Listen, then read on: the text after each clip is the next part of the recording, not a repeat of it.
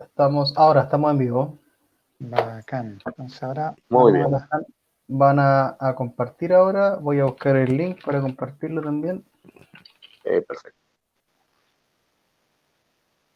Aquí salimos en vivo. ¿Encontraron el link, Andrés, Javier? Sí, capítulo 13, y aquí me voy al Facebook Van a. Sí. y saludar a la gente que ya se está uniendo. Siempre Sí, se empiezan a Ajá. unir. ahí estamos. Aquí lo encontré, lo veo.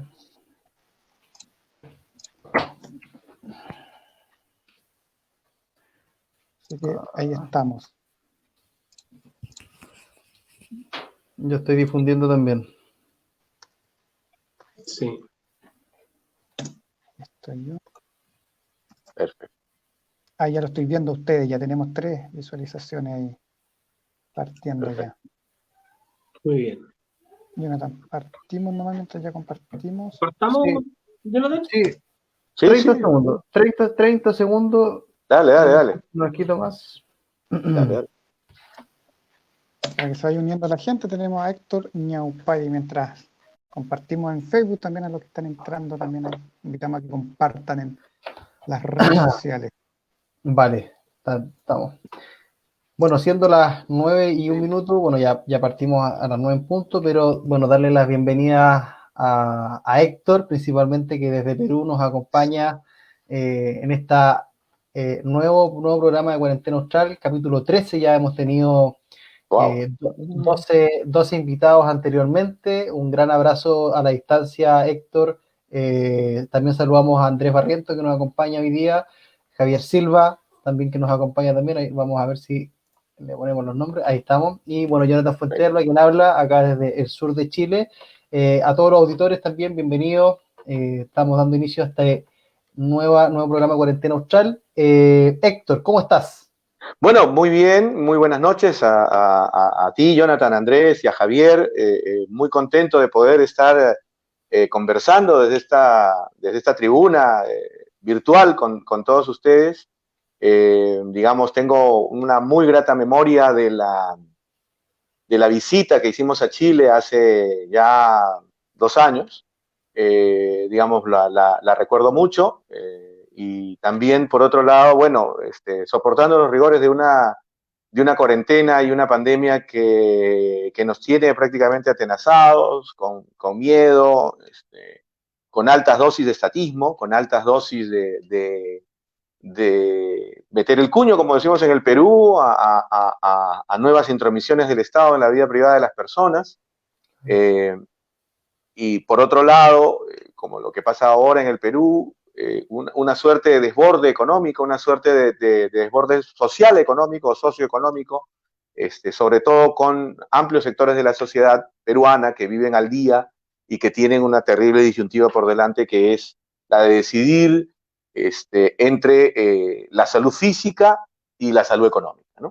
Que es lo que nos tiene ahora, digamos, es el pulseo que está afrontando el Perú hoy en día, ¿no? Héctor, para que la gente te conozca, bueno, tú eres poeta, ensayista, catedrático también. Así Cuéntanos es. un poco de ti, para que la gente te Bueno, conozca.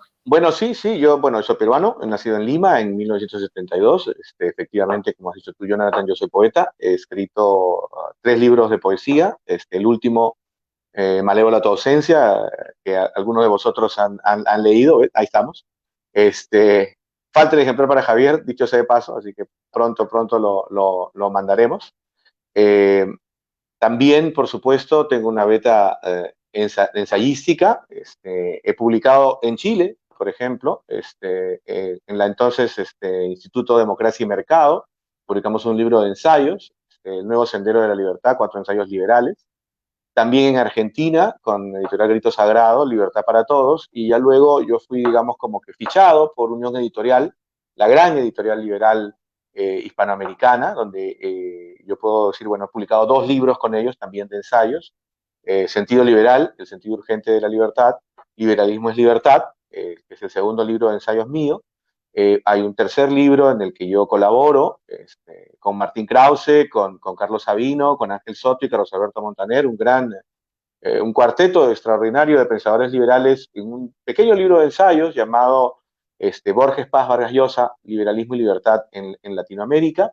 Y finalmente ahora puedo decir, puedo ya anunciar que también con Unión Editorial está saliendo un libro mío de poesía reunida, que reúne mis 3 libros de poesía, En los sótanos del crepúsculo, Rosa de los vientos, Malévola tu ausencia, y otra sección de poemas sueltos que he ido escribiendo con el paso de los años, que es un libro que se va a titular La boca de la sombra, ¿no? Que ya estamos nosotros en una fase de edición y maquetación final, también con Unión Editorial, y en las próximas semanas, no más tardar de un mes y medio, creo yo, tendremos ya la posibilidad de mostrarlo, por lo menos a través del sello de Unión Editorial, tanto las portadas, etcétera, para decir que hay un nuevo hijo ya casi terminado, ¿no? Además de, por supuesto, aprovechar la cuarentena para escribir un segundo libro de ensayos, que ya está cobrando forma, ¿no? También puedo decir que he sido presidente o expresidente de la Red Liberal de América Latina, una iniciativa que me ha permitido conocer, por supuesto, a ustedes 3, a Jonathan, a Andrés y a Javier, así como a otros importantes campeones y líderes de la libertad en prácticamente toda la región latinoamericana. Yo tuve el privilegio de ser fundador, creador, vicepresidente y luego presidente de la red.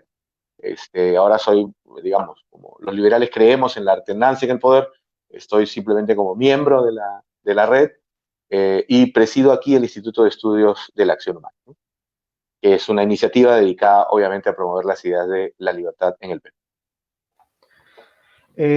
Antes de comenzar, bueno, le voy a dar el pase a Andrés, pero ¿cómo se ha visto el panorama en Perú antes de pasar de lleno al tema que es poesía y libertad? Sí, claro. Ya que como estás en Perú, ¿cómo se ha visto el panorama ya desde este mismo punto de la libertad? ¿Cómo están las cosas? Porque nosotros estamos viendo las noticias de todo el mundo, pero tú vives allá en Perú, cuéntanos cómo están las cosas allá. Bueno, a la fecha ya prácticamente no se está sintiendo la cuarentena. Ha habido un pulseo, como le digo, por un lado el gobierno y por otro lado un no liderazgo, más bien es un liderazgo de naturaleza ciudadana, es decir, un movimiento ciudadano que frente al hecho de tener que vivir al día, ha estado continuamente, bueno, en la mayor parte de los casos no respetando la cuarentena o manejándose creativamente frente a ella, ¿no? Entonces, eso finalmente aunado a una debilidad institucional en materia de salud pública ha hecho que en estos últimos días, por lo menos, ya haya habido días con normalidad. Es decir, gente que a pesar de la cuarentena misma ya ha estado saliendo, ya ha estado, digamos, abriendo sus negocios. Eso ha ocasionado, por otro lado, un traslado de los focos de contagio, ¿no? Los focos de contagio efectivamente, como es un virus que corre con las personas, allí donde hay una aglomeración de personas, obviamente hay un crecimiento del virus, ¿no?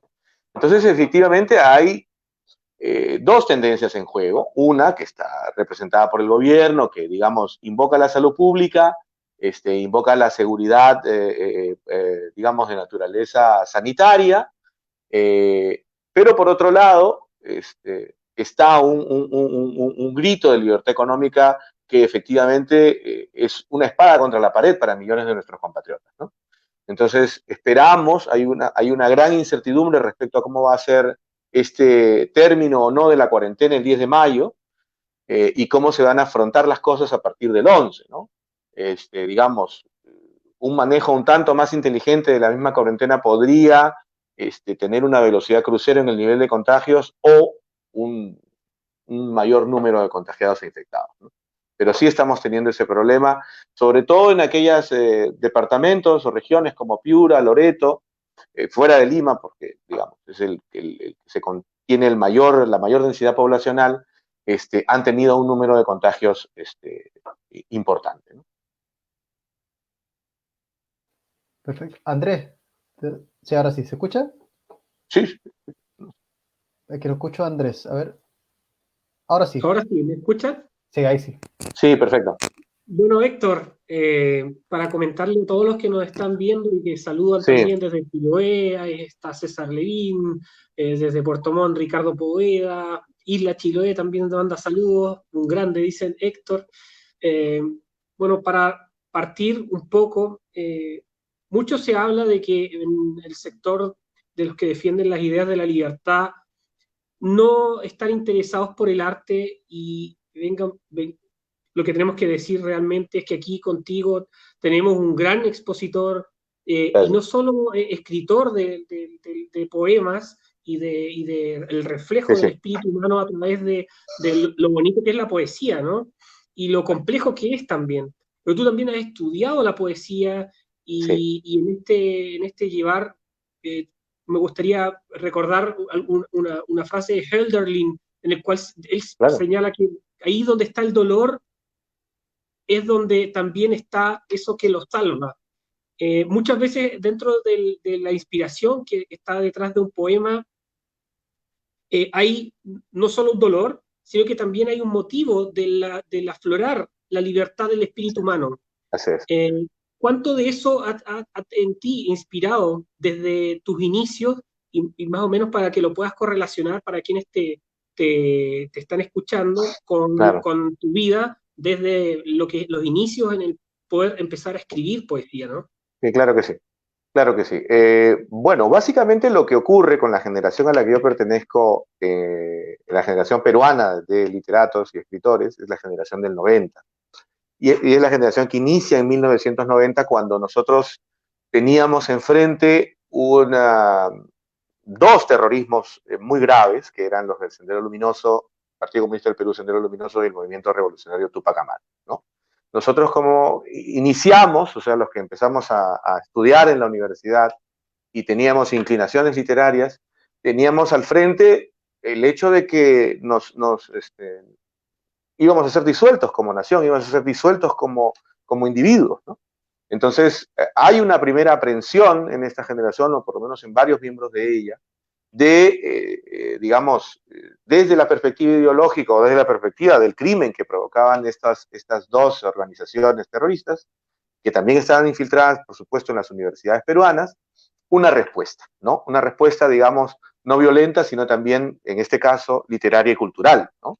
Entonces, yo siempre he descreído de que el liberalismo no tenga una manifestación cultural, sino que ahí creo yo que hay dos elementos que nosotros no hemos enfatizado lo suficiente. El primero de ellos es no haber reivindicado los grandes escritores y poetas de nuestras naciones, Perú, Chile, en fin, etcétera, del siglo XIX.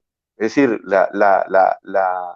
lo que acompañó a la liberación de las naciones y a las guerras de independencia, en fin, en todas las naciones, era también una propuesta de naturaleza cultural. Víctor Hugo decía que el romanticismo es el liberalismo en la literatura.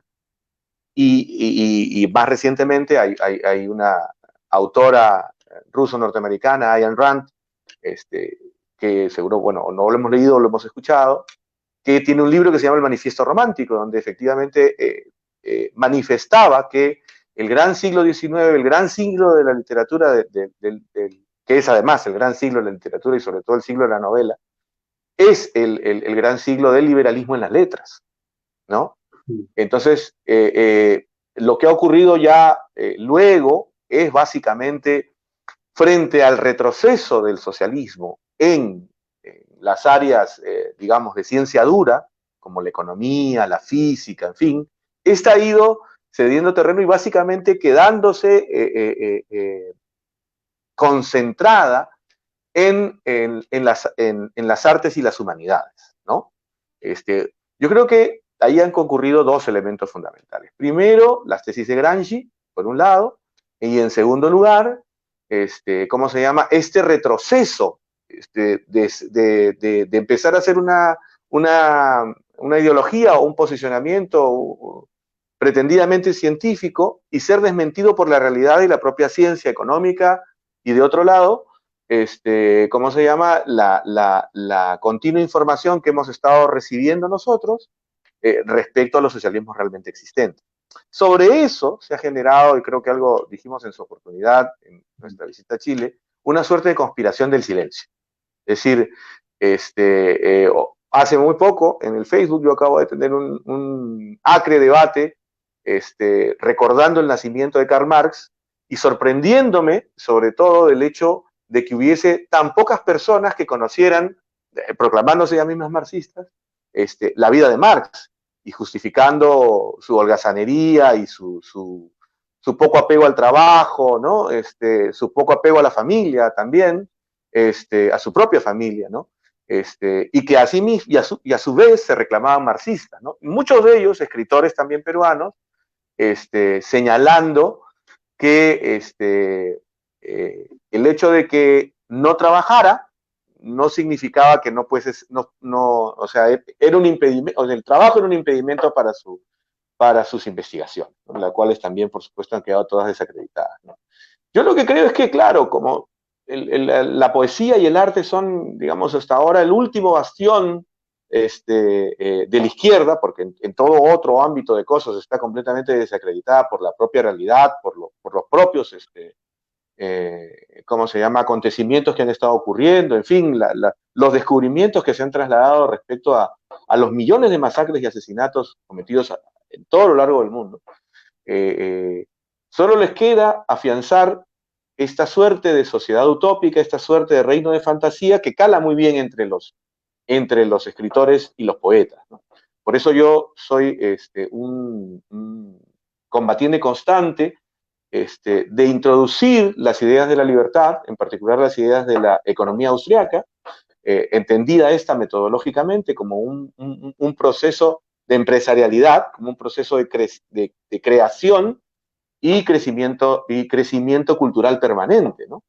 De hecho, una de las cosas que hay que decir ahora es que nunca como antes en la historia de la humanidad se ha escrito tanta poesía en el mundo. Nunca antes como en la historia de la humanidad se ha escrito tanta novelística como ahora. Y eso se debe fundamentalmente a que contamos con un sistema económico, con un sistema de globalización que nos permite a nosotros conocer autores nuevos, distintos, recuperar tradiciones intelectuales, literarias y poéticas casi en tiempo real, ¿no? Y eso es una cosa de la que hay que felicitarse y congratularse por un lado, pero también hay que poner el dedo en la llaga y señalar que efectivamente ya no es el bastión de la economía, sino el de las artes y las humanidades, el que concentra en este aspecto, que además es contradictorio, porque esas manifestaciones colectivistas se contradicen a sí mismas respecto de la creación individual de los poetas, ¿no? El poeta, que es un creador nato como el narrador, es un creador individual per se, no crea colectivistamente, él crea individualmente, o ella crea individualmente si se trata de una mujer. Entonces, al final, encuentra una disyuntiva insalvable: defender una ideología colectivista que desmiente su propia realidad individual. Héctor, ¿cómo estás? Buenas noches, ¿me Javier, escuchas? ¿cómo te va? Sí. Muy bien, Héctor. Héctor, tú hablaste de Marx, recomendar por Sí. ahí una biografía muy breve de Paul Johnson en el libro Intelectuales. Así es, así es. Paul Johnson hace una biografía muy cortita de Marx, que siempre es interesante verla, para no leerse toda esta grande biografía donde Paul Johnson da justamente en el tema que tú señalas de la holgazanería de Marx, de todas estas contradicciones dentro de su vida que en realidad lo desacreditan en sus relaciones y después con su obra. Yo te quiero llevar al lado del liberalismo, al lado de la libertad. Por supuesto. Tú tienes un libro que se llama Conversaciones con la Libertad, si mal no recuerdo, donde tienes una entrevista que le haces para una revista, pero lo publicas en el libro, al profesor Jesús Huerta de Soto. Claro, El profesor Jesús Huerta de Soto toma esa entrevista y luego él la publica en su libro que se llama Nuevos Estudios de Economía Política. Sí, así es. ¿Qué validez tiene, y tú lo mencionas ahí al pasar también, qué validez tiene hoy día el pensamiento austriaco? El profesor Huerta de Soto es de la escuela austriaca, del pensamiento austriaco, y decimos no tan solo de economía, sino que del pensamiento en tanto filosofía así también. ¿Qué validez tiene la escuela austriaca hoy día, considerando, incluso hoy con la pandemia, con todo esto, cuando todas las soluciones que se dan desde los estados es el keynesianismo, aumentar la intervención del Estado? ¿Qué tan vigente está hoy día? Entiendo que puede estar vigente, pero ¿qué espacio tiene hoy día la escuela austriaca para dar soluciones a los problemas que nos aquejan en el día a día, en esta pandemia, en esta crisis económica que vamos a tener a nivel mundial? ¿Cómo ves tú ese aporte que puede tener la escuela austriaca? Yo creo que el principio que defiende la Escuela Austríaca de Economía, que es la libertad entendida como ausencia de coerción y coacción, como la definió Hayek, es lo que más se debe defender en estos momentos. Es decir, los principios se han hecho para los tiempos difíciles. Y los principios, como los mejores metales, solo sobreviven a las altas temperaturas. Entonces, yo creo que la Escuela Austríaca tiene hoy muchísimo que decir frente a este embate del Estado, precisamente porque no todas las naciones, para tener un ejemplo real y concreto, no todas las naciones han reaccionado con un cierre tan agresivo, ¿no? Cito nada más el caso de Suecia y el caso de Alemania con sus matices, porque, digamos, en el caso de Alemania,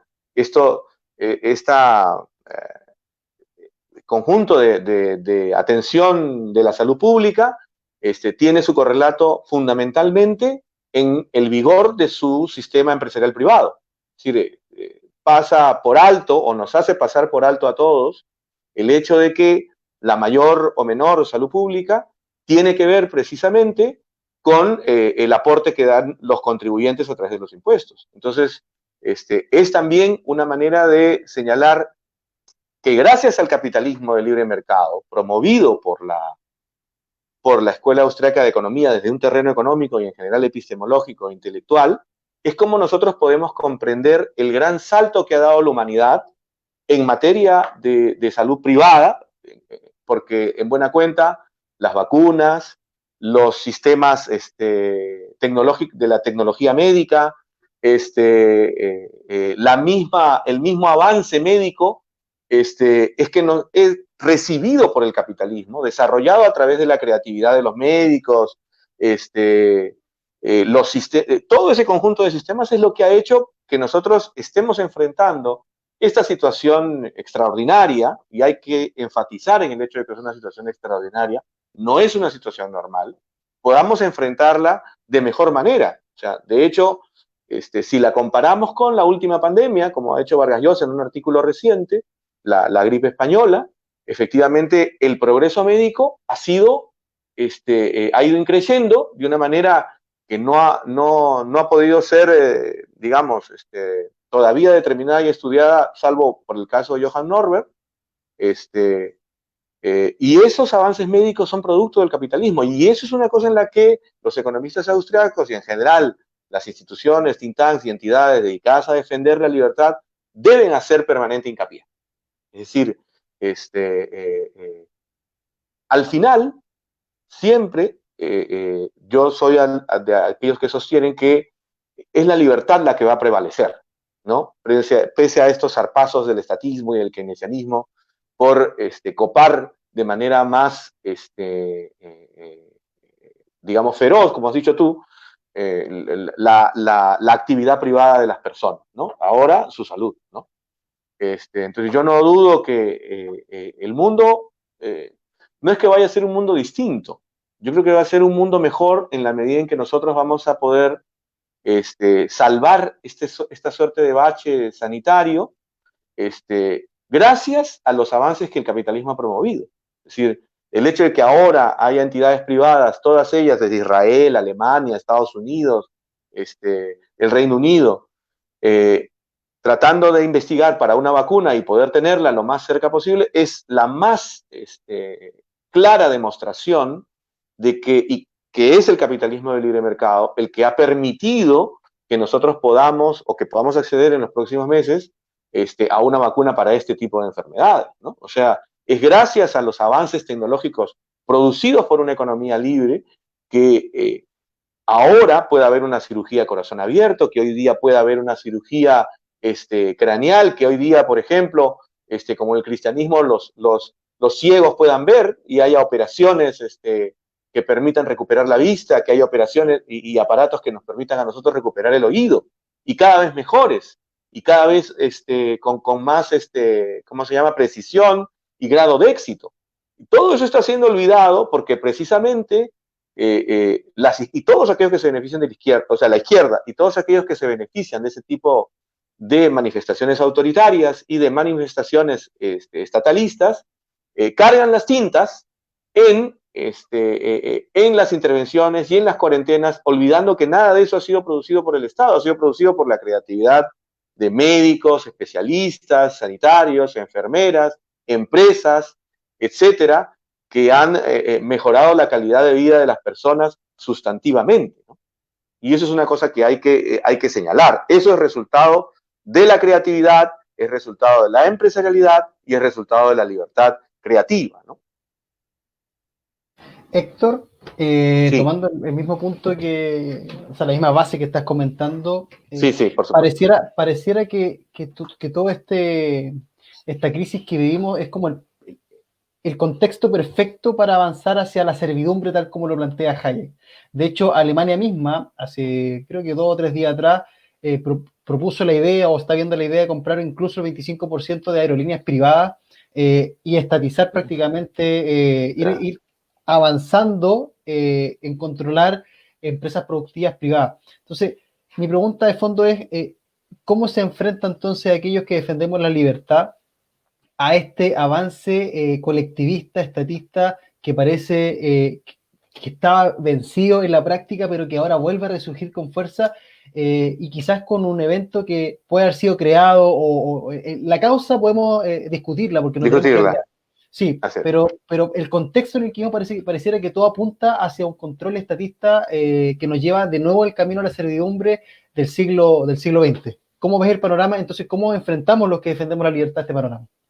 Yo creo que lo primero es que no hay que perder la indignación frente a un acecho del Estado y como se ha dicho hace un momento, ¿no? y un constante zarpazo sobre nuestras libertades. O sea, yo creo que hay que tener dos elementos que aparentemente se los ha apropiado la izquierda, pero no son así, que son los de la resistencia y la indignación.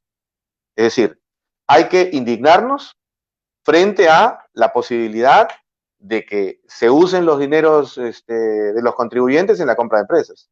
Es decir, eventos extraordinarios como estos no significan el fin de las economías libres en la medida en que es un sistema, como han señalado permanentemente los austriacos, de permanente creación. Es un sistema que permanentemente inventará nuevas o mejores empresas, nuevos o mejores métodos de alcanzar una mayor calidad de vida, pero eso no puede, no se decanta solamente con el hecho del ejercicio empresarial privado. Se decanta en la medida en que haya personalidades, líderes, intelectuales, editorialistas, escritores, poetas, que pongan una pica en Flandes y señalen que efectivamente hay una permanente lucha por nuestra libertad. Hay que señalar, como ha sido señalado en diversas redes, que la novela 1984 era una advertencia y no una guía operativa, ¿no? Que esto puede conducir a sistemas fundamentalmente de gran hermano, de mayor vigilancia en el sector de salud, donde precisamente nosotros tenemos que guarecer nuestra privacidad.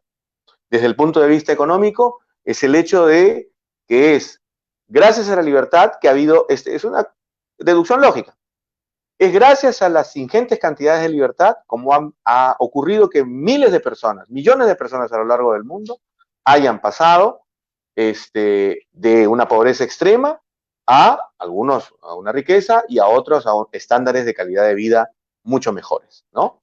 Hay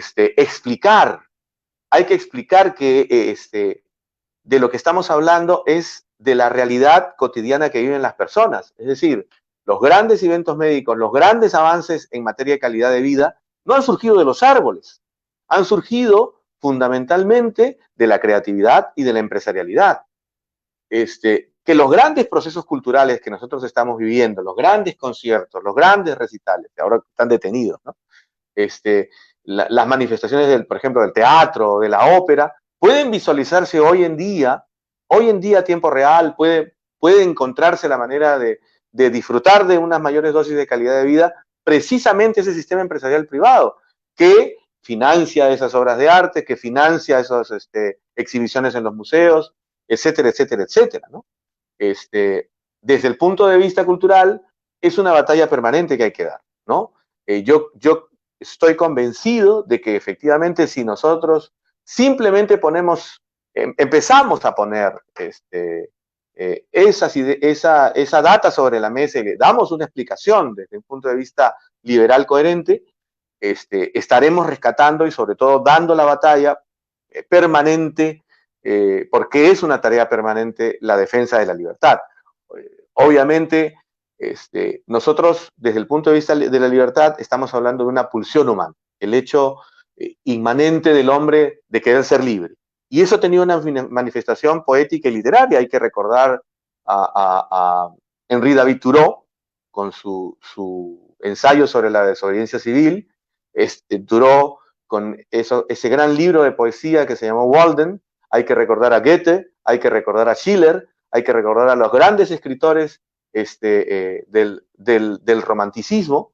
Hay que invocarlos permanentemente, invocar ese permanente deseo de la libertad, porque es uno de los mejores transmisores de ideas, ¿no? Yo quiero unir ambos esquemas, porque ciertamente el aprecio epistemológico de la escuela austriaca también puede aplicarse efectivamente a la literatura, porque es fundamentalmente de lo que estamos hablando, del individualismo metodológico, es decir, del ser humano creador, que esa creación es fundamentalmente individual, también resultado de un trabajo en equipo, como no, pero en el caso del arte, de una tarea eminentemente individual, que ha sabido efectivamente sortear, tanto en el lado de la ciencia como en el lado de las humanidades o de las letras o de la cultura, grandes escollos, porque es una y única y sola libertad, es decir, la libertad del creador en crear una mesa o un televisor nuevo o un celular nuevo, es la misma libertad del creador que escribe un libro de poesía, del ensayista que escribe el ensayo, de aquel pintor que elabora una pintura que nos conmueve, ¿no? Quizás un trabajo que nosotros tenemos que hacer desde el punto de vista epistemológico, la escuela austriaca lo que ha hecho es establecer una suerte de plan director para todas las ciencias y también para las humanidades. En varios de sus ensayos y en varios de sus libros, sobre todo en los libros últimos de Mises, se hace hincapié en que el programa metodológico del individualismo metodológico en suma puede efectivamente llevarnos a apreciaciones de naturaleza cultural, de naturaleza literaria, porque en todos los casos en los que se trate la creatividad, ya sea un transatlántico, un celular o una novela, se trata del mismo espíritu emprendedor, creativo y libre del ser humano. Y eso no lo debemos olvidar nunca. Héctor, tuvimos el privilegio de tenerte aquí en Chile hace 2 años atrás. Están en el Instituto de Libertad y Desarrollo, en Santiago, en Punta Arenas, gracias a la colaboración de Robert. Estuvimos en el Colegio Alemán de Punta Arenas, estuvimos en Puerto Natales, inclusive, llevando no solo parte de tu obra poética, sino también compartiendo los principios básicos de la escuela austríaca. Recuerdo muy bien porque a los chicos del colegio les llamó mucho la atención esta relación entre el liberalismo y la poesía, que a veces no se ve mucho en nuestros círculos de la sociedad libre y de las instituciones o think tanks, ¿no? Claro. Y eso es una de las cosas que además de tu trayectoria, cuando estuvimos en Perú, recuerdo que comentabas que también has estado en algunos talleres literarios. ¿Cómo ha sido tu experiencia y qué mensaje le das a los chicos, a los jóvenes sobre todo, y nuevas generaciones que ven a veces con reticencia iniciarse en la poesía? Y más aún también comentarte que estamos viendo también según lo que tú señalabas, esta rebeldía o mantenerse alerta, este espíritu combativo, por así decirlo, frente al estatismo. En Chile se están viendo manifestaciones también de grupos de hip hop, de rock, que están haciendo letras libertarias, ¿no? Claro. Eso es muy interesante. ¿Qué mensaje te gustaría darle también motivando a que no cesen en esta lucha, ¿no? Sí, es que lo que pasa es que la libertad se tiene que defender con las entrañas. Es decir, yo creo fundamentalmente que es un hecho natural de la vida que un ser humano no quiera ser agredido, ¿no? Salvo los masoquistas que disfrutan del dolor, los seres humanos por lo general no queremos ser coaptados, no queremos ser coercionados, no queremos ser abusados. Eso tiene un segundo paso, que es que queremos vivir según nuestro propio destino, o sea, siguiendo nuestra propia libertad y tomando nuestra propia decisión. Hoy en día hay para los jóvenes un caudal infinito de posibilidades de su propia expresión artística y de su propia expresión creativa. No solo por la música y los distintos ritmos musicales que tú has descrito, las propias redes sociales. Es decir, hoy en día son más conocidos los instapoetas o los poetas del Instagram que los autores que recurrimos al, como se dice, viejo o podría decirse obsoleto formato del libro físico, ¿no? Mi generación es la última que ha tomado el libro físico, digamos, desde mi impresión personal, era que hacia 1999 ahora había muy pocas editoriales en el Perú. Yo publiqué con mi universidad, mi primer libro, con la Universidad de San Marcos, pero hoy en día hay una miríada de editoriales en el Perú dedicadas, algunas exclusivamente a la poesía o otras que tienen un multipropósito, pero que ello es resultado de la mayor ampliación de la libertad empresarial y económica, que también hace que haya gente que quiera poner una editorial que es buenamente una empresa, ¿no? Por un lado. Por otro, yo tengo una enorme confianza en la inteligencia de los jóvenes, ¿no? Yo creo fundamentalmente que hoy, habida la información que tenemos respecto de los socialismos realmente existentes, ya los jóvenes literatos ven, los jóvenes escritores en general en América Latina, en Chile, en el Perú, con mayor reticencia ideas de un socialismo que ellos mismos empiezan a entender obsoleto, ¿no? Claro, nosotros tenemos que hacer la batalla por diferenciar eso, como se ha dicho aquí, de este nuevo zarpazo estatista, ¿no?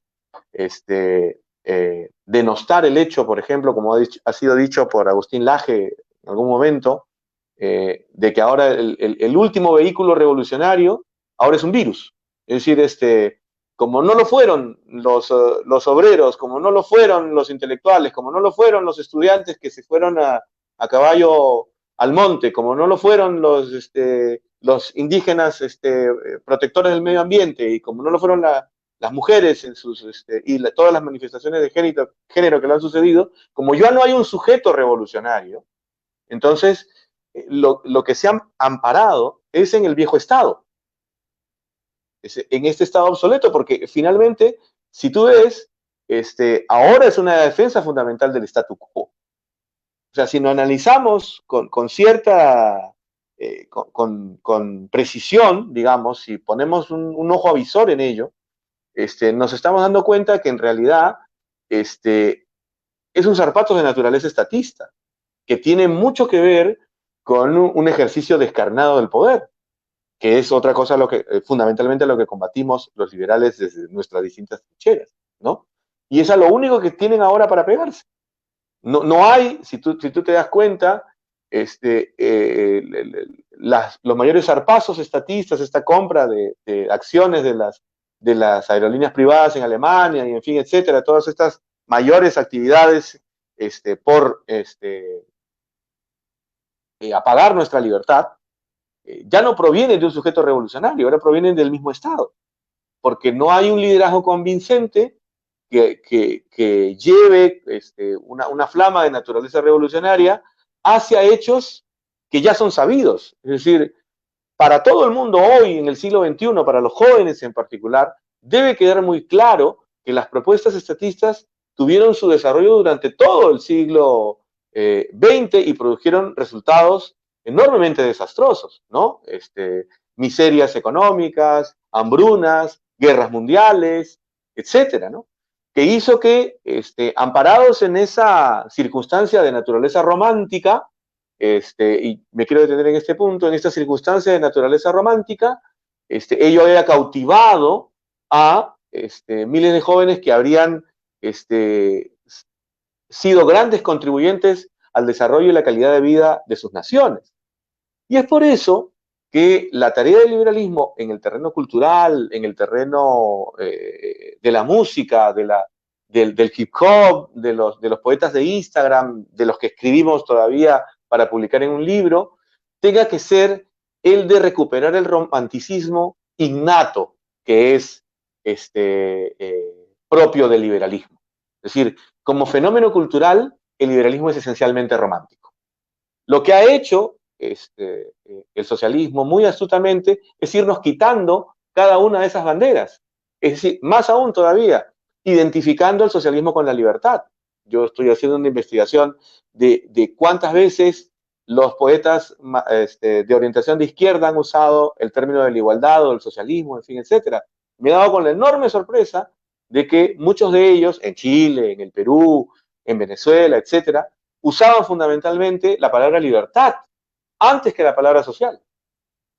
Los grandes poetas sociales como Roque Dalton, como Alejandro Romualdo en el Perú, etcétera, llamaban fundamentalmente al ejercicio de la libertad, es decir, usurpando nuestra, digamos, palabra norte, y haciendo que los liberales quedemos fundamentalmente como unos defensores de cierto statu quo. Ahora la pelota está en la otra cancha. Ahora el statu quo está, o quiere estar, dentro de la izquierda aunada con el Estado. Porque ya no tienen otro sujeto que, revolucionario o no tienen otro liderazgo que acapare ese mismo deseo de esperanza, que acapare esa misma capacidad de poder motivar o inflamar a las juventudes literarias o poéticas hoy en día, ¿no? Y otro concepto que yo quisiera traer finalmente es el concepto de la resiliencia, ¿no? Los latinoamericanos, argentinos, chilenos, peruanos, en mayor medida o menor medida y con sus matices, y los jóvenes en particular, son resilientes. Es decir, son capaces de afrontar las adversidades o encontrarán el corazón y la entraña otra vez para enfrentar crisis como las que estamos viviendo hoy en día, ¿no? Resulta nuestro deber evitar que una crisis de esa naturaleza implique el socavamiento de las libertades. Tenemos a nuestro favor la historia, tenemos a nuestro favor el mismo hecho de destacar que los grandes avances tecnológicos, culturales, en fin, es el mismo hecho que podamos estar hablando ahora todos nosotros juntos no es resultado de una mente maestra soviética, sino más bien, ni de una mente maestra estatista, sino más bien resultado de la creatividad humana, ¿no? Y de la creatividad humana en libertad. Yo no dudo de que haya habido grandes inventores durante el siglo XX en Rusia, solamente que ahí no existía el derecho de propiedad de las ideas y por supuesto no había derecho de las patentes, ¿no? Entonces, en ese mismo ejercicio hay que entender que incluso, hay un punto que yo quisiera destacar allí, que cuando esto se acomete desde el lado del estatismo, la creatividad personal, la creatividad artística personal, es dejada por completo de lado y hasta arrebatada, ¿no? Yo no sé si ustedes han visto el documental, este famoso documental que creo que ganó el Oscar, Buenavista Social Club, ya, de los músicos cubanos. Nadie ha visto, yo rogaría que se tomasen la atención de ver el listado de canciones y quiénes son los dueños de esas canciones. Son todos rusos. Si ustedes ven al final de la película, se dan cuenta que, ¿cómo se llama? Dos Gardenias, Chan Chan, El Carretero, tienen como dueños de las canciones a rusos, porque según lo que yo estuve averiguando, esos fueron regalos que hizo Fidel Castro a la nomenclatura soviética de ese entonces. Entonces, en ese aspecto, si hay algo que provoque el estatismo, con la muerte de la libertad y con la muerte de la creatividad, es el de apropiarnos de nuestras propias creaciones. Yo creo que los jóvenes en Chile y en el Perú que están haciendo letras libertarias deben tomar nota de que mayores impulsos estatistas, ¿no es cierto?, si no son combatidos, pueden llevar incluso a la pérdida de nuestras propias creaciones personales. Los ejemplos abundan acá. Héctor, yo creo que un buen mensaje para los artistas que están saliendo ahora en redes sociales, tienes razón, en redes sociales, estos nuevos poetas sociales, como le llamaste, por Instagram, por Facebook, se están haciendo, en YouTube es una buena plataforma para poder compartir contenido, yo creo que es un buen mensaje para ellos. El tiempo pasó volando, estamos muy cortitos de tiempo.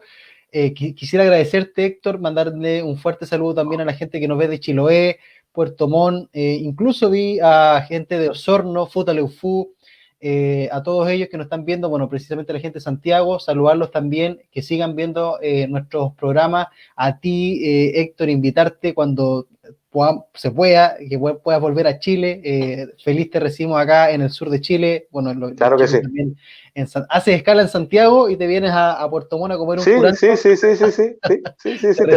Tenemos pendiente Puerto Montt y Chiloé, es verdad.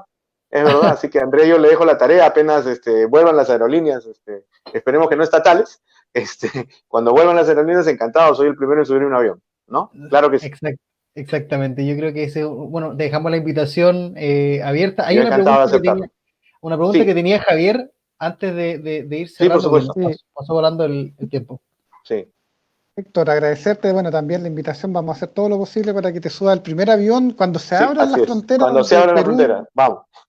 Y tienen que caer todas las fronteras finalmente de todo el mundo, eso es lo que queremos, libertad total de movimientos, personas, bienes, servicios, etcétera. Tú citaste a Agustín Laje por ahí al pasar en tu respuesta. Bueno, Agustín estuvo acá en Cuarentena Austral, bien conversando con nosotros, hemos tenido gente de Polonia, Argentina, Colombia, Estados Unidos, etcétera.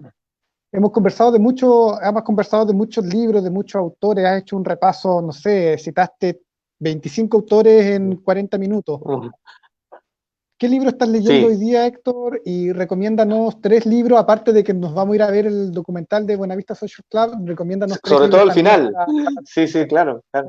Bueno, yo en estos momentos estoy haciendo un ensayo sobre Carlos Alberto Montaner, un artículo sobre José Ignacio García Hamilton, y el libro que estoy leyendo ahora es un libro que me han pedido prologar de una editorial, justamente sobre libertad y literatura, la visión de la Escuela Austríaca de Economía sobre la literatura, una colección de magníficos ensayos, donde efectivamente se ve la modernidad de la idea austriaca de la individualidad creadora, ¿no? Si hay algún otro autor clásico que hay que recomendar, es el inglés Shelley, que yo no sabía esto, pero él tenía efectuó un gran movimiento contra los impuestos en su tiempo, ¿no?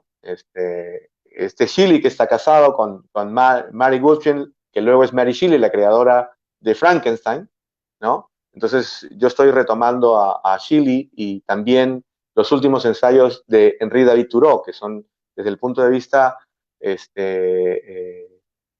¿cómo se llama?, literarios, grandes afluentes también del liberalismo entendido en un sentido creativo, artístico y cultural, ¿no? Son libros que yo recomiendo.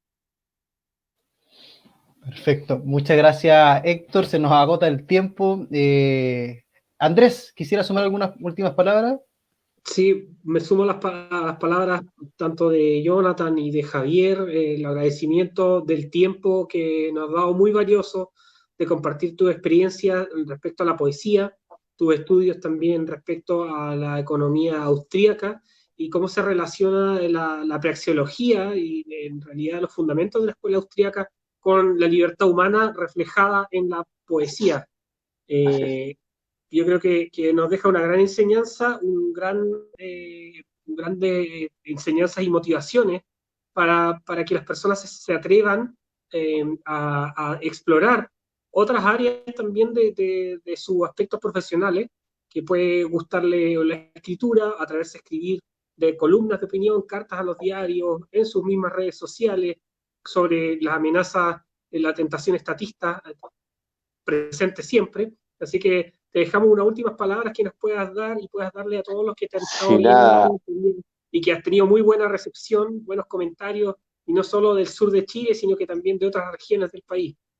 Qué bueno. Nada, es simplemente decir que hay que romper los diques, hay que atravesar las puertas, hay que tener el coraje de entender que la libertad es fundamentalmente el cauce que nos lleva hacia una mejor prosperidad, hacia mayor calidad de vida, hacia mejores cuotas de naturaleza cultural, hacernos a nosotros mejores personas. Eso demanda, por supuesto, una responsabilidad, un coraje y una resolución, pero yo no dudo que, considerado eso, nosotros logremos lo que nos propongamos, ¿no? Yo quiero dejarles es un mensaje de esperanza. La libertad es esperanza, ¿no? La cultura es uno fundamentalmente de los vehículos en que esa esperanza se mantiene con vida. Aún con los peores vientos en contra, la libertad promueve la esperanza. Y ese es el mensaje que yo quiero dejar. Muchas gracias, Héctor. Muchas gracias, Héctor. Igualmente. Oye, yo solamente, antes de irnos, recomendar este libro, Página Libertaria. Sí. Página Libertaria, sí. Un muy buen libro de Héctor Ñapori. Muchas felicidades, Héctor, muchas gracias por estar con nosotros y mucho ánimo también a la distancia ante esta crisis. Claro que estamos sí. viendo. Igualmente en Santiago. Igualmente en Santiago y saludos a todos. Chao, chao. Ya, saludos. Hasta luego, chao. Chao.